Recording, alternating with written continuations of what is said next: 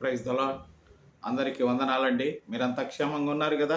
Bible గ్రంథమందు లూకాసు వార్త 6వ అధ్యాయము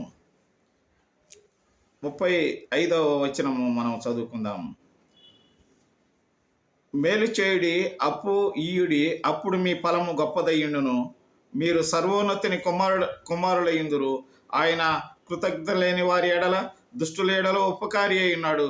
కాబట్టి మీ తండ్రి కనికరము గలవాడై ఉన్నట్టు మీరును కనికరము గలవారై ఉండుడి.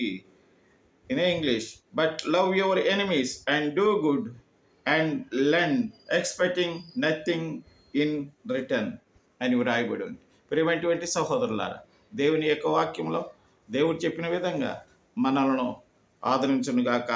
మనము మేలు చేయువారంగా ఈ లోకంలో జీవించుదుముగాక. మన శత్రువులను ప్రేమించేటువంటి మనస్తత్వం మనకు కలిగి ఉందుముగాక. ప్రభు దేవుడి యొక్క వాక్యం దీవించునుగాక. ఆమేన్.